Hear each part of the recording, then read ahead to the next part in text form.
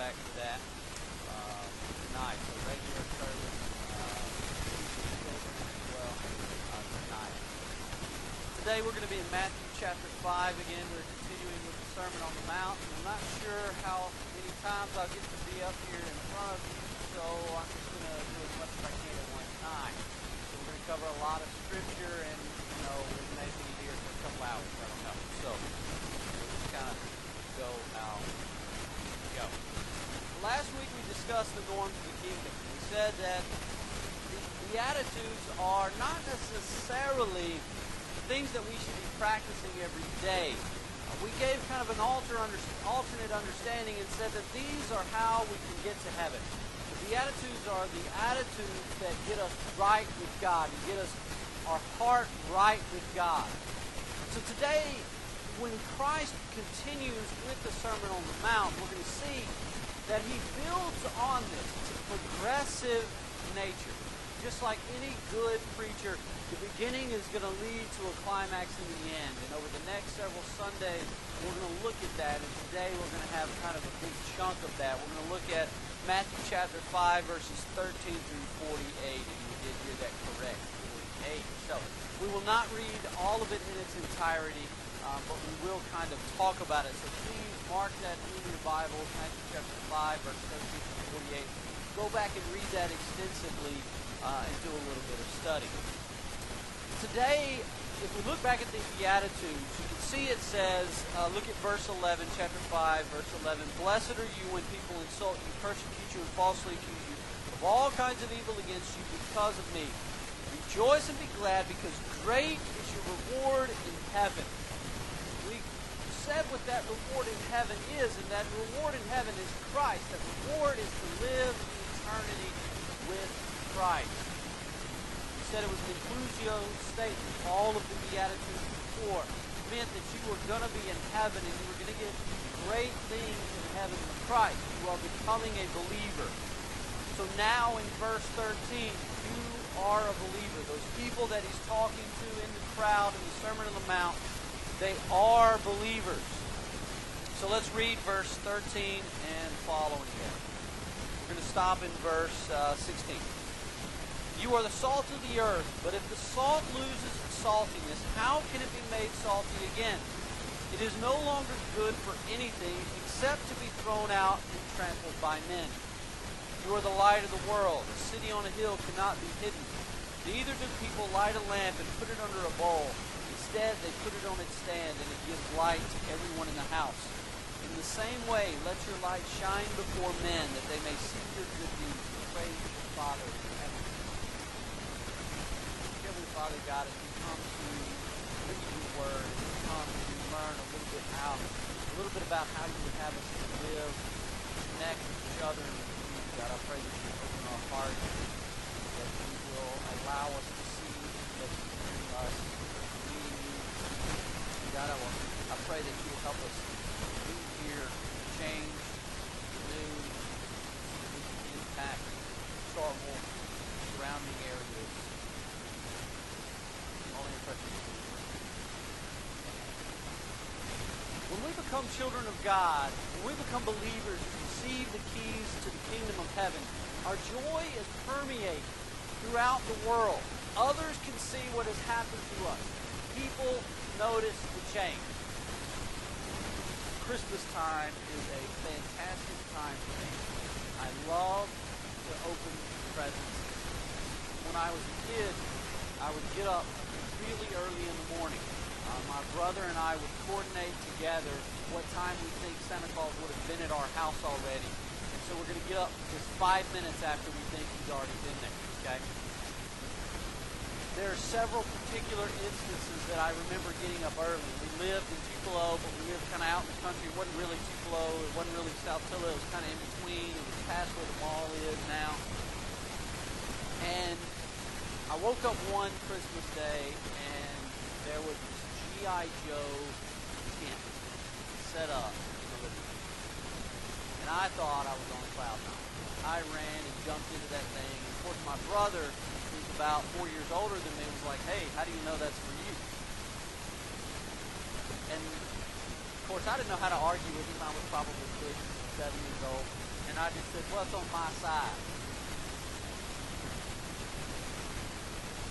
But every Christmas is almost the exact same way for me, no matter what it is. If I get a pair of shoes, somebody gives me a gift, a pair of shoes, I immediately put them on, and I walk around town. A shirt, you immediately put it on and walk around town. It's like I got to show it off. It's the joy. I've been given something, and I'm excited about it. My parents took Zach and Andrew to the shoes last weekend. I think it was last weekend. Yeah. And for 3 days, Zach and Andrew both. You like my new shoes? You like my new shoes? Did not take them off in the entirety of the house. Had the shoes on. Every second they were awake. They could have slept in them. I think they would have. When we receive a gift, there is joy that permeates from it. We want to show others. We want to tell others. I think that's what Christ is telling us here. He is saying, you've received this reward. You've received this gift. And now this gift can be seen. Look back at verse 13. You are the salt of the earth. Not you are becoming, not you are getting ready to be. You don't have to go through extensive Bible study. You are the salt of the earth. Verse 14. You are the light. Here, Christ is saying you are the witnesses of the world. Not only have we changed and others can tell the difference, but we also bear witness to the authenticity of the kingdom. D.A. Clarkson says it like this. The beautiful attitudes referenced by Billy Graham are worked out in the lives of the heirs of the kingdom. Such Christians refuse to rob their employers by being lazy or succumbing to greed or stinginess. They are first to help a colleague in difficulty and last to return a bargain reply. They honestly desire the advancement of others' interests. You see, the world around us is dark and bitter. When in complete isolation, hundreds of miles from civilization, the darkness is almost impenetrable. Yet a single light can emit such a beacon that it can be noticed with minds. Salt that is old or has been put to the side is still effectively preserved. See, without Christians, the world may become more rotten. We can let our light shine before men in two ways: good deeds and righteous living. Look again, verse 15. Neither do people light a lamp and put it under a bowl. Instead, they put it on its stand, and it gives light to everyone in the house. 16. In the same way, let your light shine before men that they may see your good deeds. Praise Heavenly Father. Good deeds, righteous living. This is simply done by living as Christ would have lived, with Christ's character. This is spiritual growth. Once we have become believers, we must not stop with simply believing. We must also grow in our everyday living. I challenge you this, and I say that our witness is our mission. We've been given a mission. The mission is to witness. It doesn't mean necessarily every single day we should get up and we should tell everyone around us about Christ. Rather, it's stating here, just by simply living the Christian life, others notice. We're designed to impact the world around us. Our character should be that of Christ. Never seek to reach others with the message of the gospel through words and deeds. Just simply living out the Christian life. How great will the world be? Everyone who says, I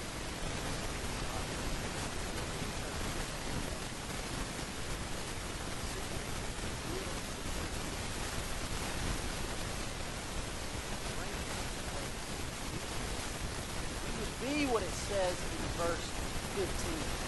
Instead, they put it on stand. Put the idea of Christ. Everyone is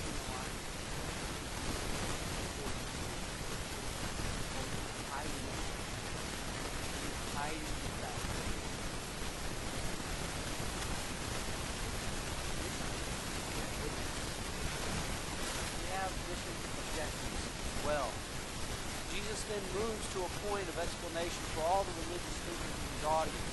It seems like he has just rewritten the how-to manual for getting to heaven. The rule book did not call for the Beatitudes, followed by a deep acceptance of Christ to save, and then a call to reach others. The rule book had a lot of traditional ways to connect with God and get your sins forgiven.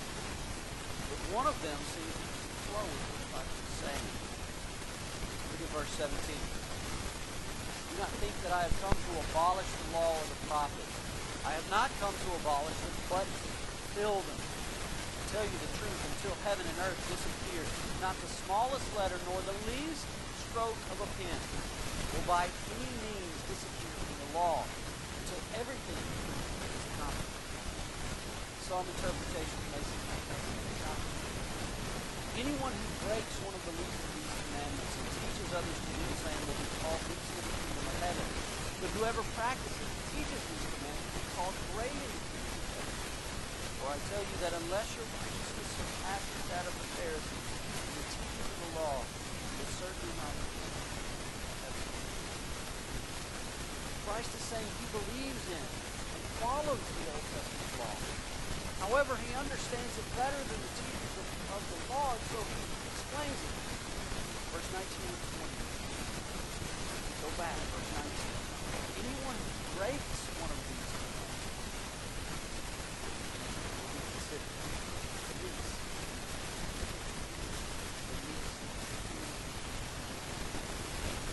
These are not salvation-oriented phrases. Rather, they're inclusionary to the kingdom. Follow the commandments, but the commandments are not what secures your place in heaven. Our actions cannot get us there. Verse 20. For I tell you, Christ is turning to those in his audience who are not believers here, and he says, for I tell you that your righteousness must surpass that of the Pharisees. Pharisees were top of the line. These guys were supposed to be the guys that lived the greatest lives. And if you wanted to get to heaven by your actions, you must be the best of the best. They stand possibly. Could not have been something.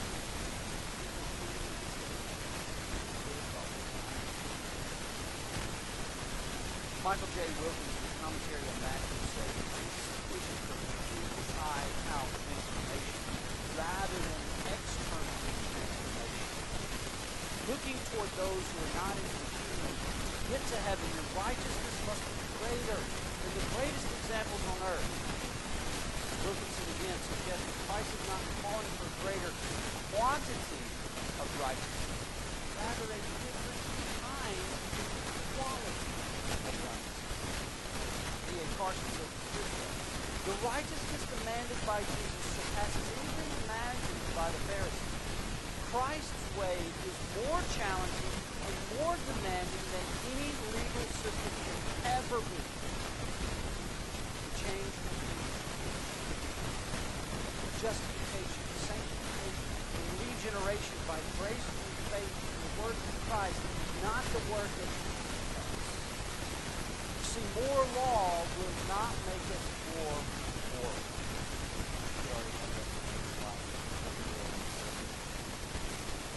So the mission has been assigned to us to be witnesses of the kingdom through word and deed, to be witnesses to the extreme challenge of obedience and righteousness.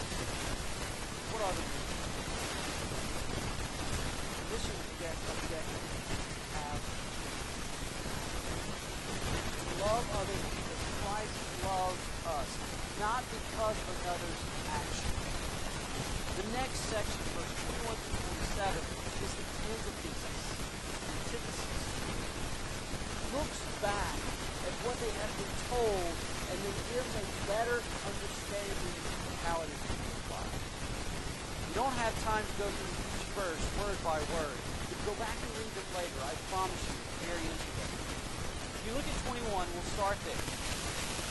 You have heard it said, this is looking back, reference to the Old Testament commandments. You have heard it said to the people long ago, do not murder. Anyone who murders is subject to judgment.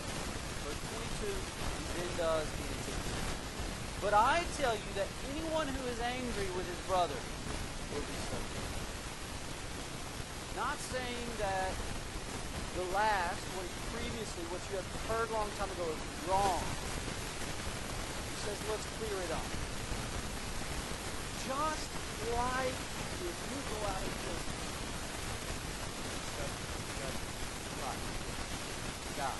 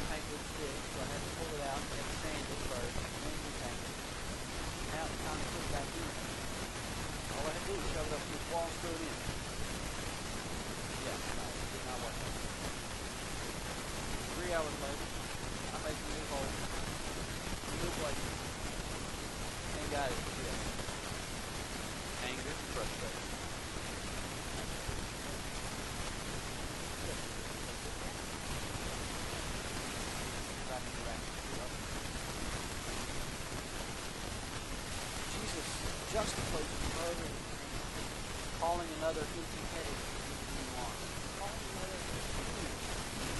Doing so according to Parsons, Jesus, by his own authority, insists that the judgment Faulkner deserves the actual murderer. In reality, hangs over the fact.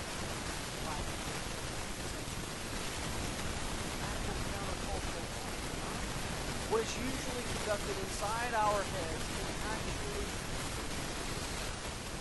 thoughts are devastating, just as devastating as our actions. For out of the mouth fire. How do we fix this? Well, he continues on. Look down in verse 23. Therefore, if you are offering a gift at the altar, and there remember that your brother has something against you, leave your gift there in front of the altar. First go and be reconciled to your brother, then come and offer. How do we fix this? We rush to be the one that says, rush to make amends. Rush to end the relationship.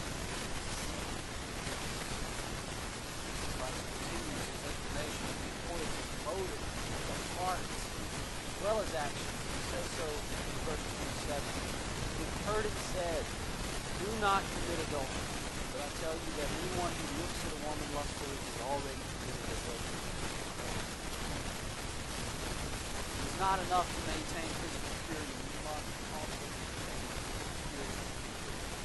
His words are very harsh, violent, but he is not suggesting to seriously pluck out an eye. He's calling for those in the kingdom to hate sin with a deep intensity resulting in the death of sin in our lives.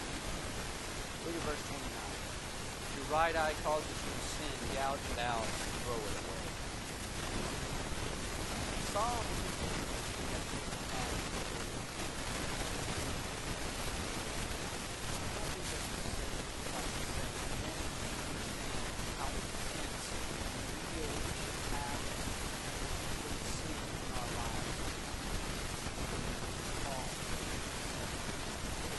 Colossians 3:5.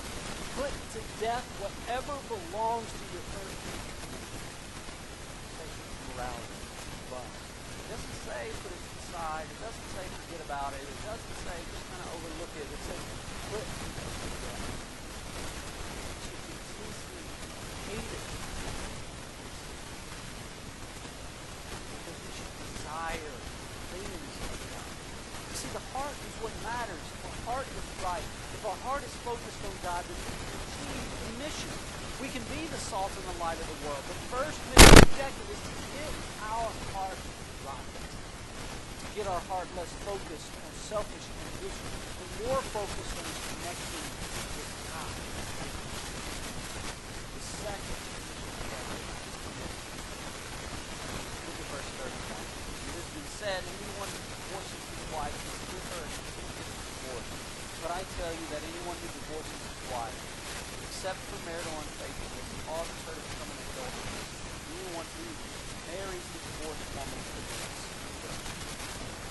While the details of the biblical perspective concerning divorce does not solely reside in this passage, we will not go into full detail of the ins and outs of divorce. However, let me begin by saying that in Jesus' day, divorce was becoming more acceptable. The Pharisees had written some adjustments to Jewish law, making it easier to have divorce. People began to get divorces in unprecedented numbers. Now, the root of the matter is back to the character of the kingdom, salt and light of the world. God designed for the union to be between one man and one woman. Let no man separate. You see, there's no time frame for that. When you make that commitment, you make that commitment. Not for a couple of years, not until we fall out of love, or until we have children and people look different, or until we get older and regret. The idea of marriage is more than an idea. It is a commitment, a covenant that is not intended to be broken. Purity is extended here to marriage. Be pure in commitments.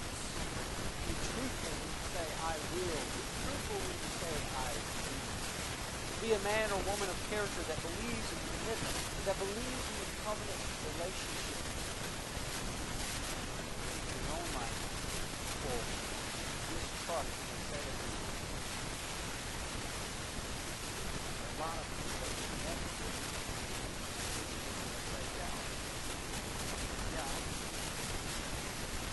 We were true in our commitment, more so than just marriage. Yes, but in everything that we commit to,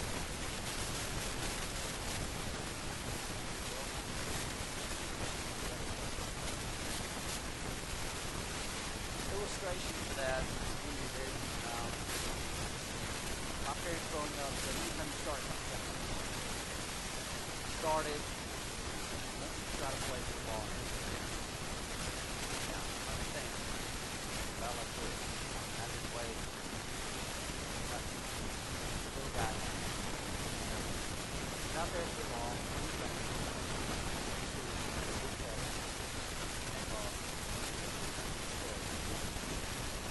Glasses flew off with the helmet. I was thinking, what am I doing? This is before they had outlawed that little circle thing where all the players get in circles and just run at each other. That was my next mistake. And I was standing on the side going, it's not happening. The third thing I did that day, now granted this is only one day of free time. The third thing I did that day was they asked me to play cornerback. And I was like, I don't know what that is. And I said, well, look, see this guy over here? You're going to run and chase him. And now, I was supposed to keep him from getting the ball. When I put my hands up, he was not even over the guy's head. This guy ran up to me, pushed me down the ground, and he just kept running.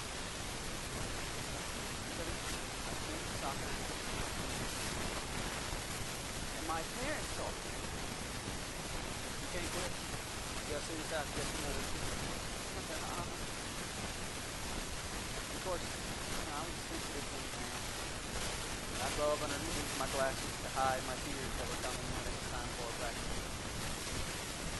My mom said, well, if you quit, we'll let you quit. You gotta get your hands back.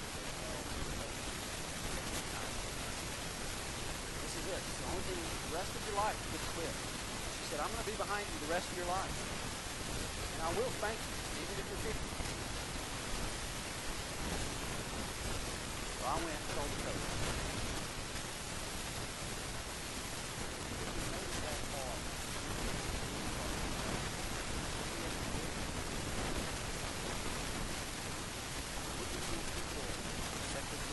Trusted when you say you're going to do something.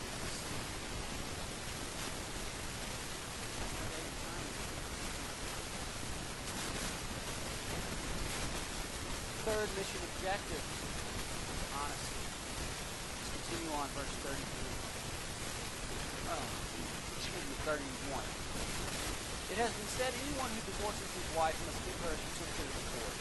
But I tell you, anyone who divorces his wife except for marital unfaithfulness, causing her to become an adulteress, and anyone who marries the divorced woman commits adultery, will be straight into 33. Again, you have heard it said, people long ago, do not break your oath. Commitment and honesty go hand. If we are people who commit, but then also people who are honest, can we not be people who say, no, I can't do that? Can't we be people who are truthful not only with others, but also with ourselves? And when we make that oath, when we say, yes, this is true, or no, this is not, then it's wrong.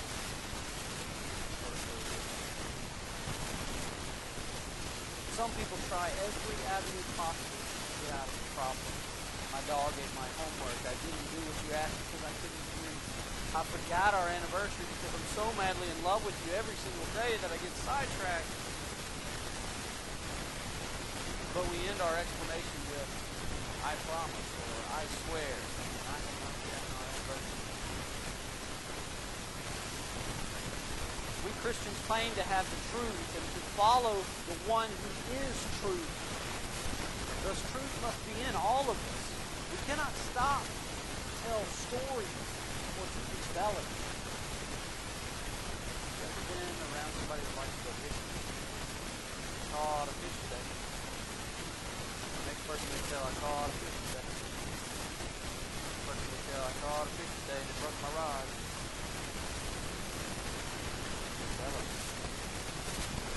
See, light permeates the darkness only when it is seated in truth. The third mission objective cannot be put on a shelf nor diminished in any way. How can we be the messengers of the gospel and yet be untrustworthy? Look at verse 36 and 37. And do not swear by your head, for you cannot make even one hair white or black. Research for this is kind of funny. Wilkins, D.A. Carson, and two other guys kind of gave the background on this, and all of them did the same. And they said the Jewish priests tended to say, I swear by Jerusalem. I swear by, and they even said by their hair on their head. I would have a little problem. In years I won't be able to swear by this.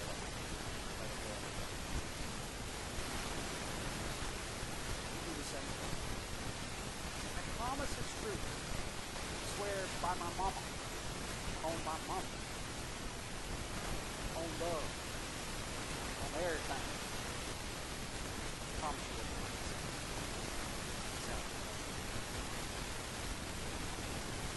30 seconds. Simply let yes be yes and no be no. Anything beyond this become, anything beyond this comes. Must be honest. Be truthful. The fourth mission objective is service. 38. You heard it said, an eye for an eye, tooth for a tooth. But I tell you, do not resist an evil person. If someone strikes you on the right cheek, turn to the other also. The world is filled with selfish, pleasure-seeking, ambitious people who desire nothing more than to please themselves. Christ's call is to go above and beyond the norm of acceptable behavior. This simply cannot be the case. When someone hits you, take clothes from you, take money from you, force you to walk a mile, and you're going to let them do this thing? Dorothy, speaking, the walking a mile thing is not out of the ordinary for the Roman soldiers to come and ask you to carry their stuff for them. That's what this is referencing. So when you carry their stuff, guess what? It's for free. You have to. In our day and time, maybe it was quartering soldiers, leaving them at your house, on it. We as believers are asked to do something that we can say, yes, I'm part of the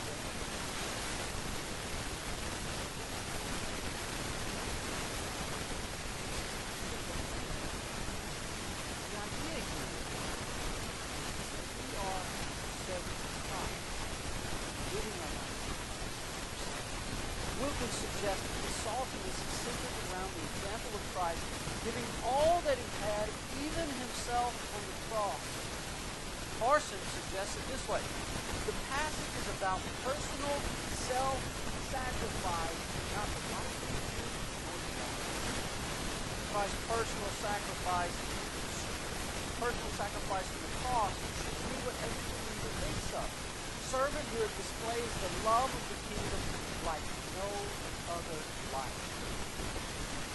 Giving when it is at a cost, rising above the required job description, failing to retaliate when someone offends you, is a better way to shed light in the darkness than display personal self-sacrifice. Justice, brave, strong, filled. Students get into arguments in school. As long as I can.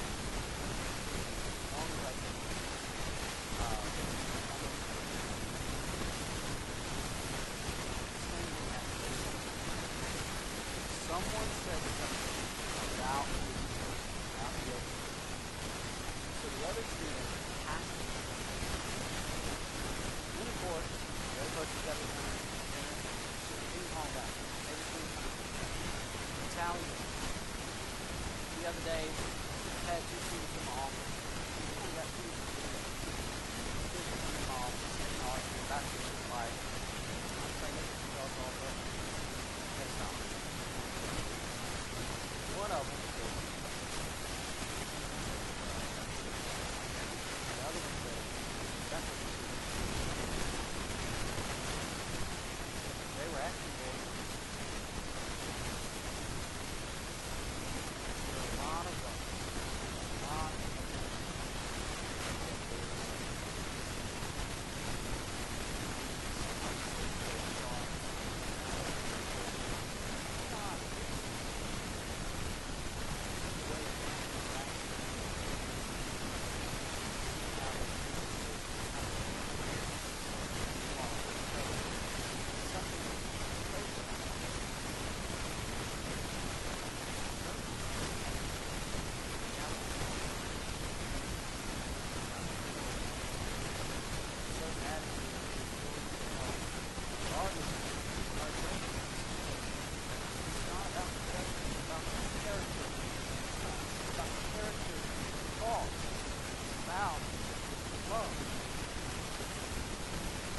Final mission objective. Third that it's love and neighbor. Okay. Person. Dad. Mary. Son. Father.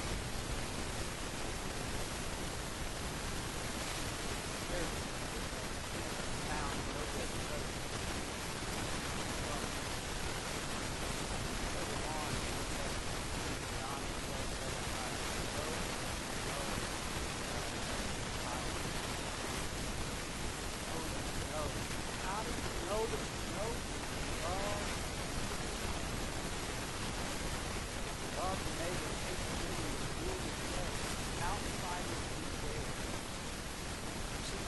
Our culture today is the same hatred. Anger for anyone that is different from us.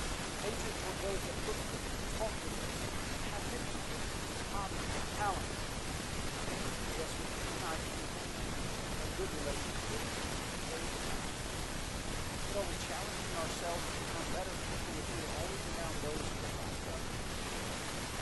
Is it really that difficult to be a good person around those who are loving those that are different from, those that choose to worship, those that belittle and famous, asks us to try to love Jesus.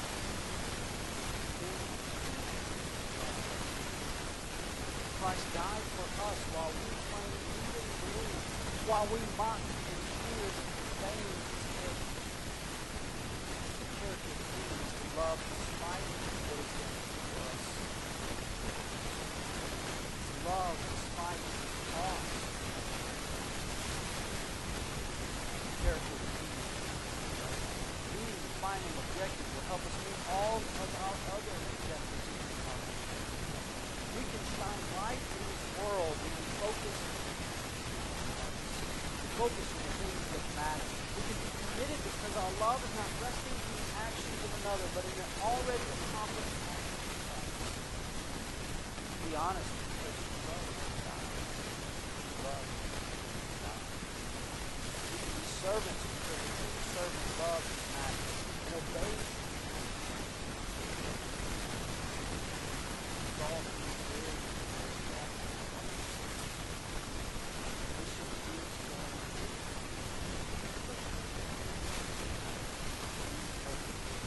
Therefore,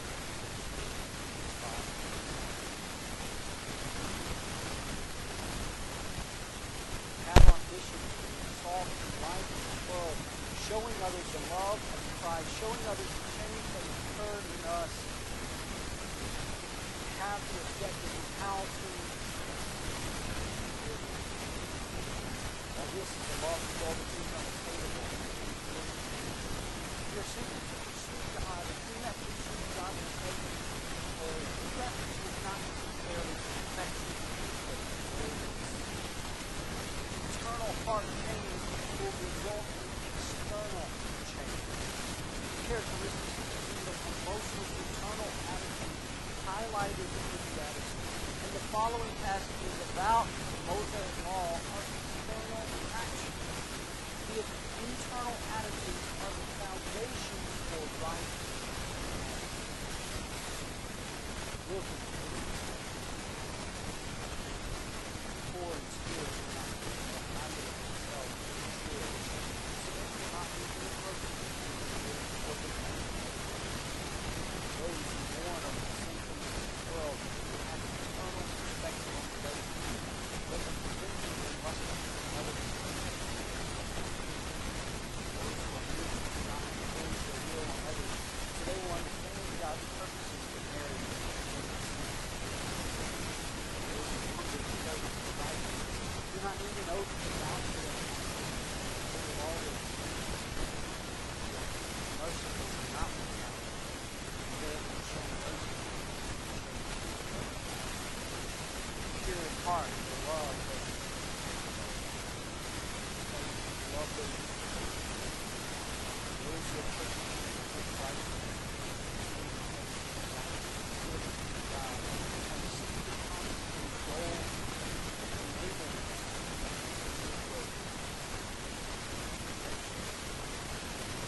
Christian salt and light in the world is accomplished with the impact of Jesus. We are transformed into counter-cultural forces, challenging the unsaved to moral commitment to service.